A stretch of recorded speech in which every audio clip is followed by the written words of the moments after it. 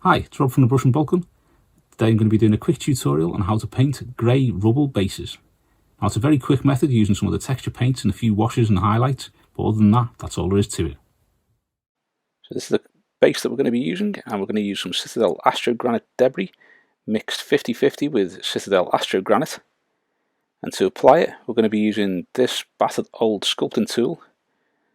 I use one end, the rounded end, for scooping the stuff out and spreading it on the bigger areas, and then use the pointy end for poking into the little gaps.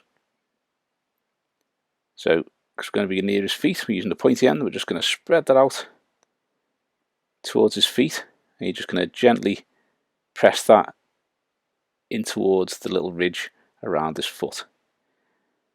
Now when you're putting this on at first, I always kind of flatten it down and smooth it down, spread it out so it's pretty much flat, and then once you've got it all sorted, you can add a little bit of texture to that by putting ridges and lumps in there. Now the reason I use a 50-50 mix of Astrogranite Debris and Astrogranite is that I find the Astrogranite slightly too thin for what I want to use it for, and I find the Astrogranite Debris slightly too thick for what I want to use it for. So basically I have one pot, which is an old pot, and I mix half and half with both of them, and it gives you enough texture in there to create lumps and bumps where you want them, but it's wet enough that you can move it around easily rather than having those thick lumps that kind of are a bit more difficult to spread out. Now you do want to be careful when you're applying this, because it is very easy to get it splattered up the side of a foot, or get some of the grey pigment from the paint up on the leg as you're moving the sculpting tool about. But if you're careful, you can get it sorted no problem. Now here I'm just adding a little bit of texture to the base, ruffling that up just to give you some little ridges and details. So once the Astrogranite mix is dry, you can then move on to adding some shade to it. So we're going to use some Citadel Nuln Oil. Now I'm speeding this up because it's so straightforward, you can't go wrong. You don't need a slow time video for this really. You're just going to add a good layer of Nuln Oil all the way across the base. What that does is that sinks into all the recesses and all the little bits of grit, gives them a nice little bit of shade. That's one thing that you can use quite a bit of on these, is the shades. So once you've got that shaded, we're going to leave that to dry once more, then we can start adding the colours again.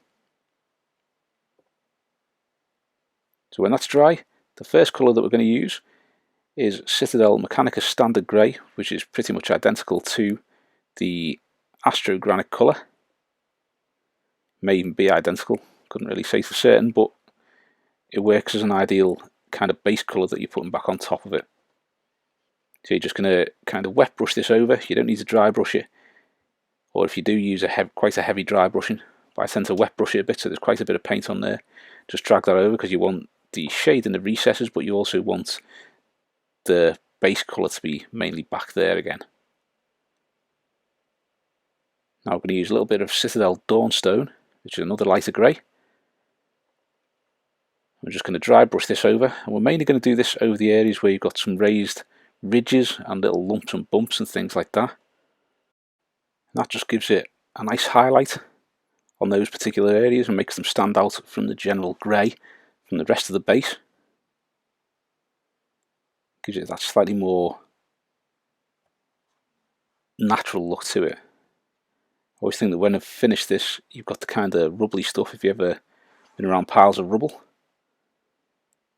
When you kick away the top layers, it's a bit darker and damper inside, and that's the kind of effect that I'm trying to go for here. So with that done, we're now just going to lightly dry brush a little bit of white over the very, very top of the raised areas. You don't want it on too many different bits, just the highest peaks on all those little raised bits. That just gives the very tops that final highlight, makes them stand out a little bit more so that you can see the details on that base. And once you have this done and finished with the greys, you can then use a little bit of Citadel Agrax Earthshade. And I always put this into the deeper recesses, so it's where you've kicked maybe a bit of the grey dusty rubble stuff out the way, and then there's the dampness inside, or maybe a bit of dirt, and the top layer is just dried grey.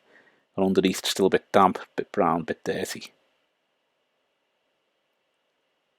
Now you can add grass tufts to this, or you can add skulls, whatever you want to for the base. This is just a little tutorial on how to do the actual base, because a few people have asked.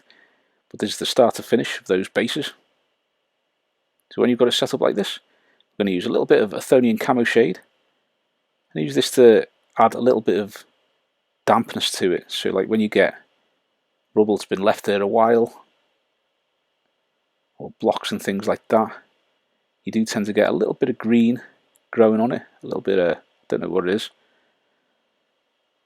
mould or algae or whatever it is, growing on the rocks or on the rubble, just because it's sat in damp for so long and things start to grow.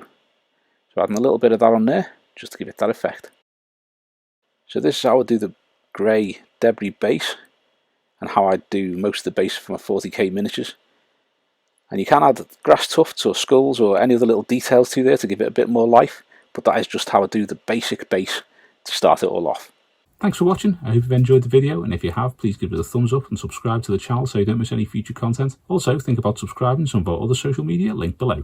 Thanks very much. If you like the channel, enjoy the content, and you'd like to support us, you can head to our coffee page where you can buy us a brew. Thanks very much.